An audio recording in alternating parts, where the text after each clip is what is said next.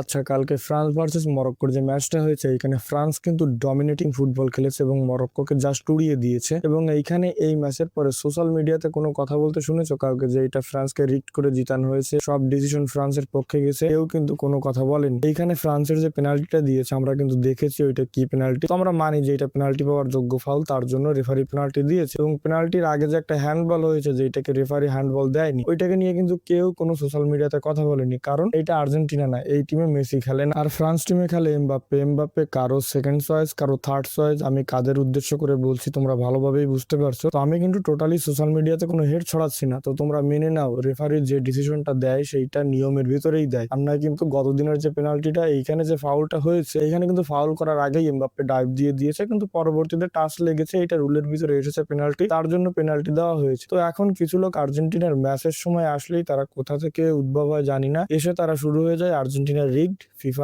FIFA আর্জেন্টিনাকে support দেয়, এর জন্য আর্জেন্টিনা জেতে। আসলে মূল সমস্যা হচ্ছে মেসি অন্য প্লেয়ারদের থেকে, মানে তোমাদের যে আইডল, তোমাদের আইডলদের থেকে অনেকটা বেশি এগিয়ে গেছে, সেটা ট্রফি হোক অন্য যে কোনো দিক থেকে হোক। এর জন্য তোমরা আর্জেন্টিনার খেলার সময় তোমরা এইসব কাহিনী শুরু করো। আর মেসি তো মেসি ভাই, তার সঙ্গে কারো তুলনা হবে না। শুধুমাত্র আর্জেন্টিনার খেলার দিনে তোমরা যে কোনো বিষয় নিয়ে ট্রল করা শুরু করবে, ফিফাকে রিগ বলবে, আর্জেন্টিনাকে রিগ বলবে, আর অন্য সব টিমের বেলায় তোমরা সেটাকে ধামাচাপা দিবে। এইটা করলে আসলে ফুটবলের সৌন্দর্য নষ্ট হয়, আর তোমাদের যে নোংরা মেন্টালিটি সেইটা প্রকাশ পায়, আর কিছু না। এই জয় এত আনন্দিত হওয়ার কিছু নাই।